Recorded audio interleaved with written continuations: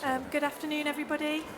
My name's Louise Stevenson. I'm the Deputy Head at St Mary's in Truro, which is Cornwall's only city. If you were here for the last presentation, you probably recognise me.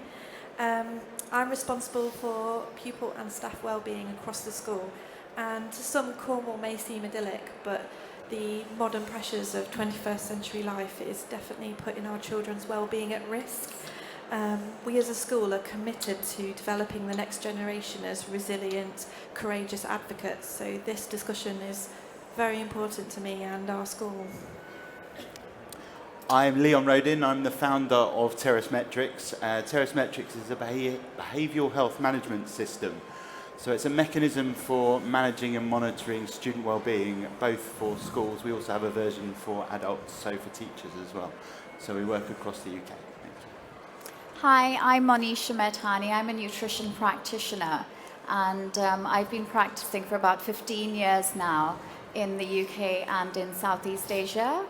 I'm the founder of Nutrition Band, which is a global campaign to increase awareness of nutritional needs.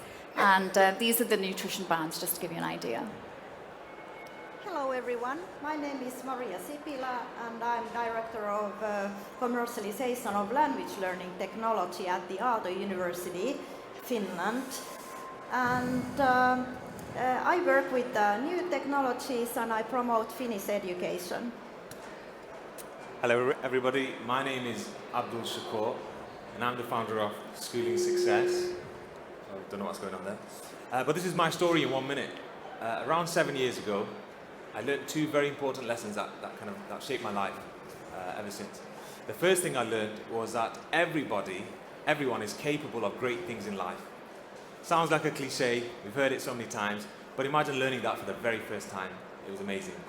The second thing I learned was that it was up to me to create a life that I wanted. It wasn't just going to happen, I had to make it happen. Now I know those two things are called a growth mindset and what psychologists call an internal locus of control.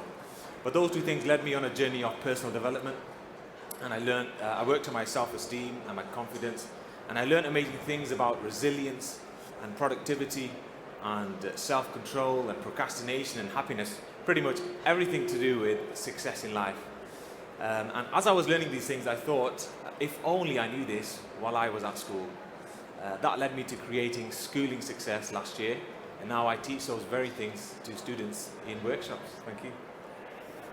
So we begin our discussion with the importance of pupils' personal development and character education in schools. A brief overview of that for everybody is that in 2002 the Education Act outlined that schools have a statutory duty as part of a broad and balanced curriculum to promote the spiritual, social, moral and cultural development of its pupils. Character, as described by the Education Endowment Foundation, is a set of attitudes, skills, behaviours such as self-control, confidence, social skills, motivation and resilience, which are thought to underpin success in school and beyond. Character education should develop healthy relationships through gratitude, social belonging, and foster sound judgment and decision making. Character education is more than a subject, has a place in our culture, in our schools and in our families. The Department for Education has recently released Character Education Framework Guidance in November 2019, and it emphasises that schools have an important role to play in fostering good mental well-being. And schools with clear expectations on behaviour with well-planned provision for character and personal development can promote good well-being. And to build on all this, Ofsted have recognised the importance of schools' provision for character education through its inclusion of a new judgment on personal development in all Section 5 and Section 8 inspections. So bearing all this in mind, Abdul, what strategies could we be using in schools?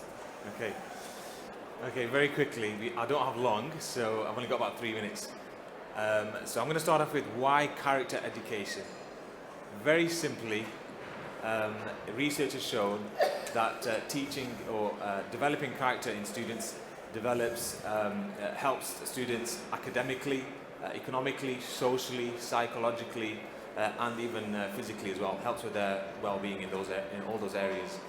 3 resources you can refer to for strategies on implementing character education. One Louise mentioned is the Economic Endowment Foundation. They're conducting research on evidence-based practice for character education. And if you're not aware, they're a government-funded charity, so definitely have a look on their website. Excellent resources there. And there's also a US-based kind of equivalent of the Economic Endowment Foundation it's an organization called Transforming Education. And they've got excellent resources on there as well. Definitely check those out. And thirdly, there's a website called Character Lab. It's run by Angela Duckworth. Many of you may have heard the name. Yeah, she's the researcher behind Grit. She's got excellent tips and advice for parents and teachers about developing character.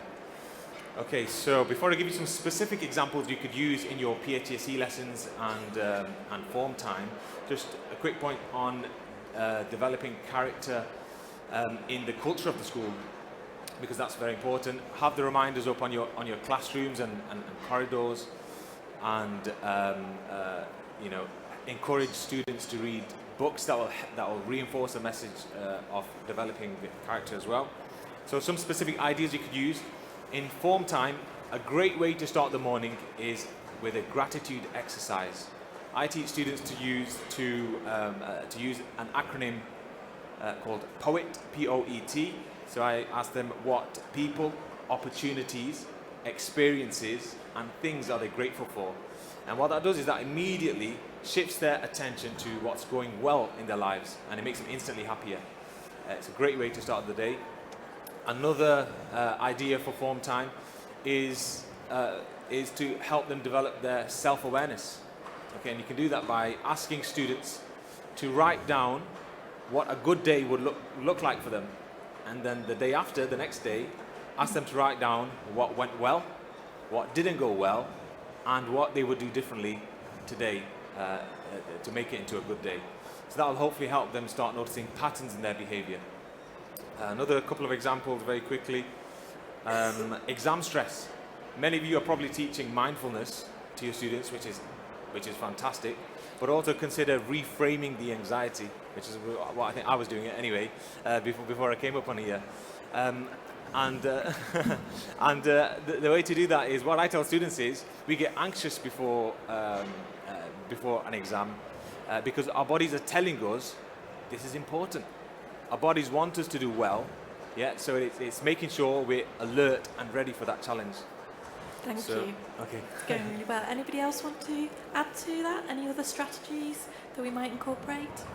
In terms of strategies, I think the first place to start is trying to baseline, and that's where we could come in and support a school or an organisation.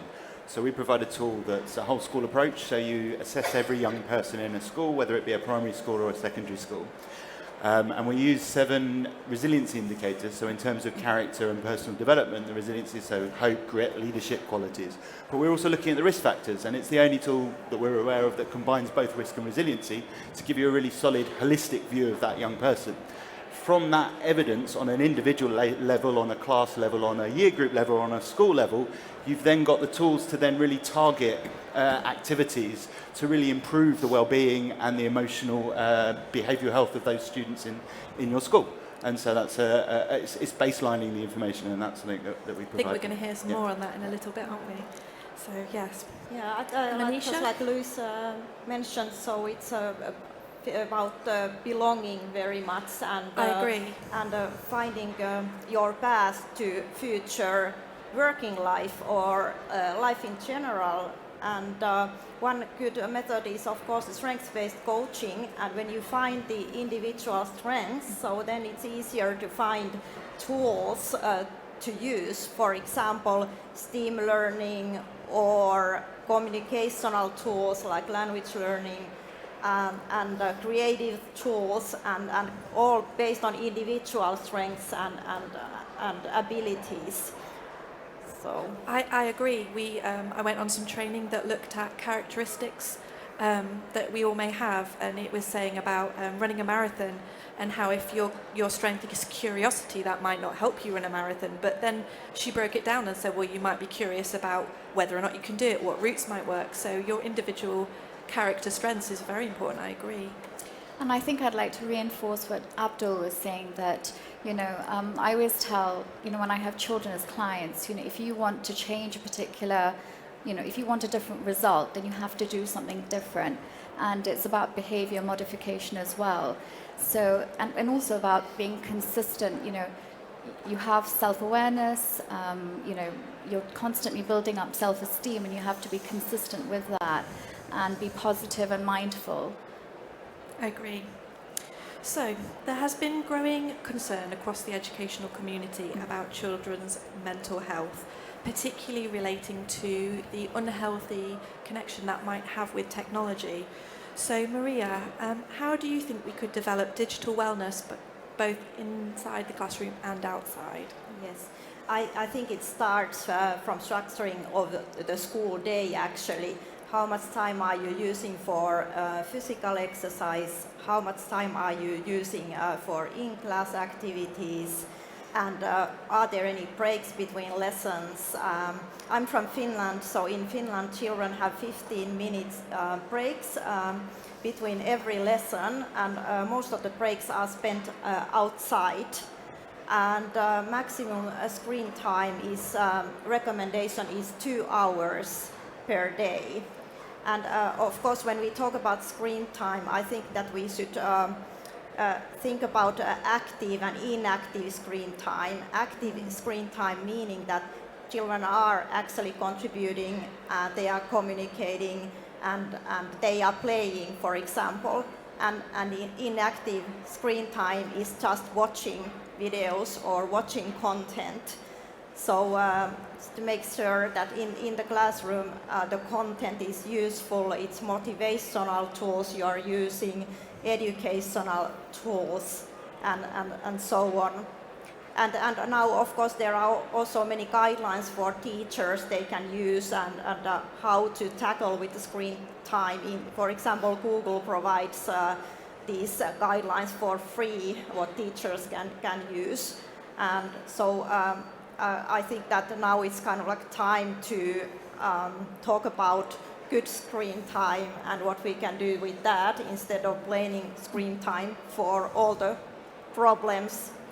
Of course, for enhancing, for example, communication skills of children, so technology is a very good tool for that, and that can be very motivational as well for children. I agree. I think digital literacy is essential to our children, but how we go about that is very important. In terms of managing children's use of technology, for me, it's about setting an example. So I've got 2 kids, both under the age of 7, and at home we say no technology at the table so that we can talk to each other and so that we can have that conversation. And so it's making sure that we're mixing up physical activity, interactions between people, along with screen time. And the same in the classroom. And in terms of the lesson planning and the strategies, the whole thing shouldn't be delivered using technology, and that's the importance of a teacher and why a teacher is so important in the classroom, to ensure that students aren't just looking at a screen or using screens, they're also then interacting with the teacher and interacting with each other. Yeah. And I agree with Leon, it's really important to sort of set examples and have healthy boundaries as well. And, sometimes, setting an example and forcing digital screen time. And I think you also have to make your relationship with the children very exciting and entertaining, just how, the digital world is. So, and I think that's really important as well. Yeah, I just want to mention that children are always going to use social media. You're not going to get them off social media, but they should control who has access to their attention and when. So limit notifications as much as possible. Yeah, train them to limit notifications, and when they're working, put their phones on the do not disturb mode or an airplane mode. And when they're distracted, when children are distracted, when they're trying to learn, it affects the depth to which they learn the information, and also something called transfer of knowledge, which means their ability to transfer what they're learning to a new situation. Also, I think it would help to educate children on what dopamine does to the brain and how social media giants work. Everybody thinks they're free. They're not actually free. You're paying with your attention. It's a really interesting point, actually. I'd not considered that myself, and I think I would reinforce that. But also, I think it's educating some of our parents. I think I know a lot of this because I go away and I do reading, but a lot of our parents, particularly some of our parents who find reading and literacy incredibly difficult, just aren't aware of what effect it's having on their children, particularly if you have children coming from a deprived background and you've got a cycle of deprivation there. Those parents really care and love about love their children, but aren't always aware of how to help their children and how to develop that. At times, developing children's well-being can have quite a narrow approach. We often are looking at individuals, unique symptoms to that individual, but more and more I think a holistic approach, looking at the bigger picture, is necessary, and I think that's coming through very strongly in the discussion. But Monisha, would you like to share just how we could take that holistic approach? Yes, absolutely. So, a holistic approach is based on the development of the body, mind, and spirit simultaneously, and they're very intertwined. And, you take into account their mental, emotional, and physical makeup.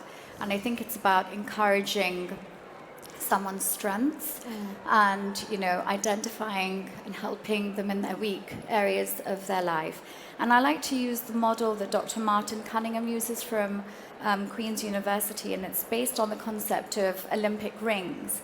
And, the rings represent different things. So there's, academic achievement, physical fitness, psychological well-being, social engagement, meaning and purpose. And all of these areas overlap, and the strengths in one area can reinforce the strengths in other areas and also weaken the links as well. And, when you talk about physical fitness, it's diet and lifestyle, and, are you having a good diet, nutrient-dense meals? How are they prepared? Your lifestyle? Are you getting enough sleep? Are you, exercising? And when you talk about academic achievement, I think sometimes it's very important for students to be intrinsically motivated.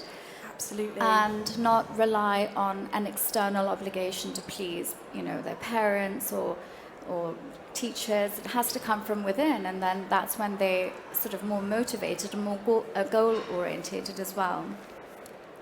And when you talk about the social side, it's having good social network and being able to communicate effectively, which enhances, your personal relationships, academic, and, all areas of your life, really.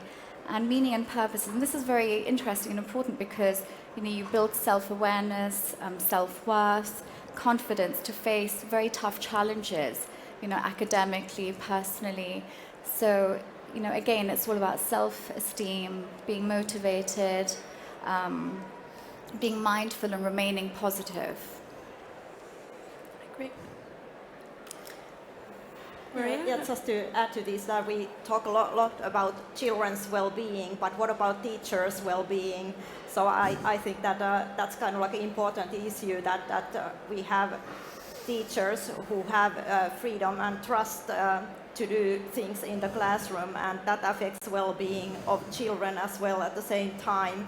So I think that's something that could to maybe sometimes point out.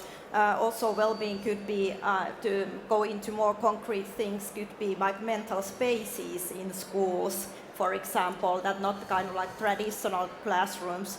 In Finland, we even have dogs visiting some of the schools and bringing more joy to school day, and of course, like you mentioned, so the motivational applications or motivational tools are also part of that well-being. So kind of like what kind of tools you are using in the classroom. I think well-being is it can be incredibly broad. I do like the fact that you mentioned teachers' well-being. Obviously, being a teacher, I'd be quite pleased about that. But it is true, linking back to the previous question that we looked at about digital wellness, that role modelling, if you're not role modelling, you know, a holistic approach to your own well-being, then how are children going to then copy that approach? So that's a really good point.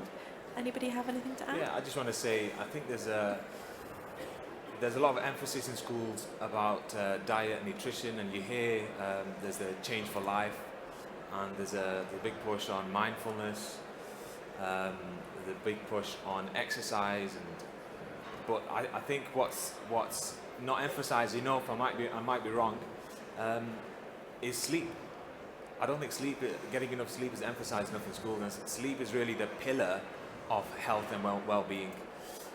Sleep a lack of sleep will influence not only energy levels, but also mood. It influences cognitive ability.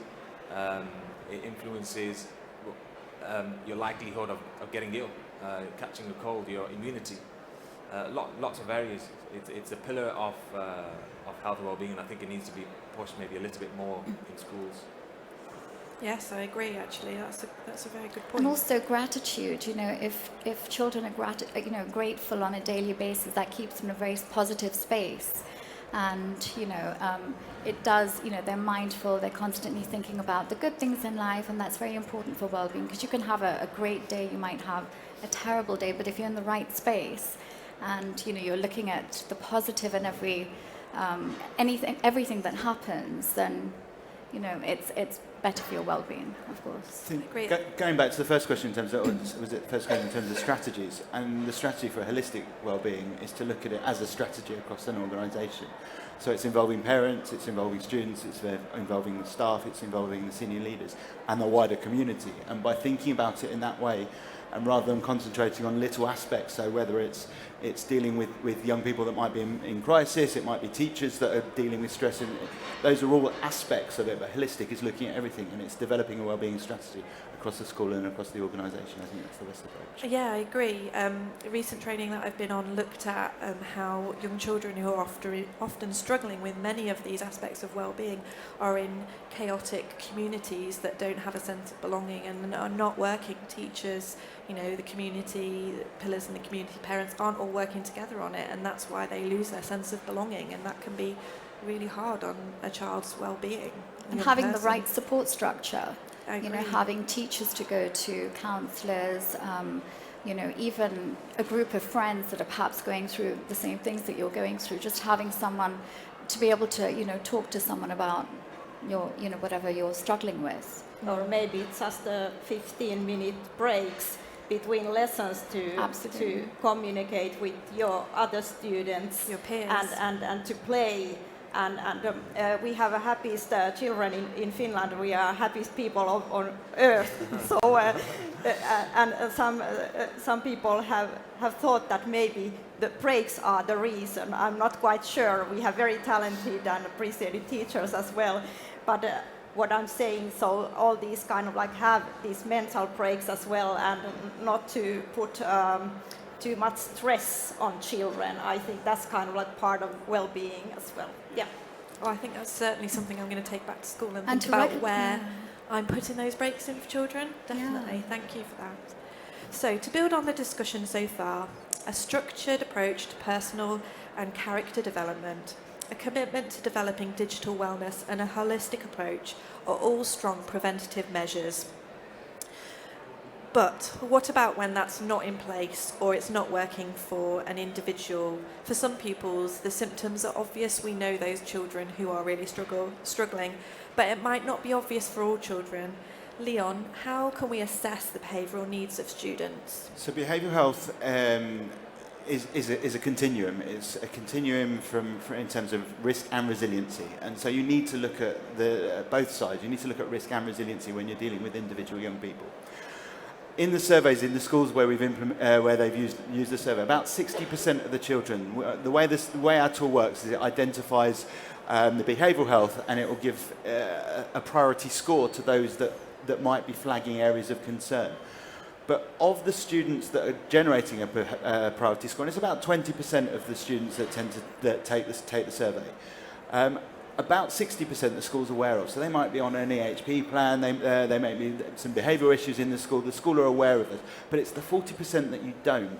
And that's where a tool like ours can potentially really help in that identifying and highlighting what those issues those young people are facing, and therefore opening a conversation to help those young people deal with them before they become a crisis. Because often mental health, it presents itself when it's a crisis. So you have a crisis, you have an issue, something happens, and somebody then is either referred or goes to seek help.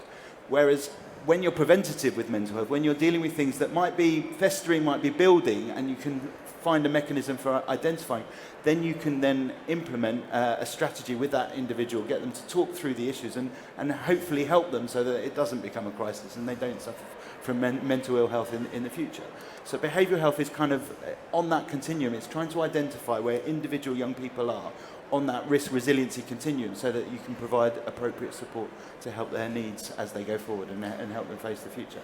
I agree. I can't tell you the number of times that we've had children come through our school where they've got to crisis and we've said, oh, if we'd just been able to help them back at this point. And I think some of the things you're suggesting that we could look at them, some of the flags that your system might raise for us would have helped us to get in there a little bit earlier, definitely. And then that promotes the whole cycle, because once you know that that child has a flag raised, that they've got an issue with, as you suggested, hope or grit or something like that, it's back to the strategies that we discussed right at the beginning of character education and personal development, and that the whole thing, when working, will really influence our children. So I know we're coming up to the end of the session, so I just want to thank all our panellists for their amazing insight. It's been really, really, really useful for me, so I'm hoping it has for you too. Okay.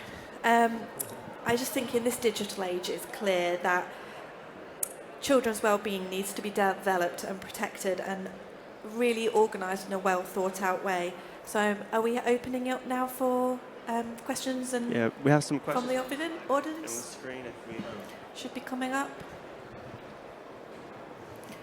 Grades are a big challenge to well-being in the 21st century. What are the most effective ways to help overcome this fear? As an interesting one as a teacher, because I think in St Mary's we strive to make sure that it's seen as a positive thing, but I think it is a good point that that's not always the case. Abdul, I think you mentioned something on this earlier, didn't you, about your body telling you that it's so something it's, that we need to work towards, that your body's telling you it's important, so Yeah. it's maybe changing children's perspectives. What do you think? Yeah, exactly. I think it's teaching them everything about the mental health, stress, anxiety, getting them to reframe what they're experiencing.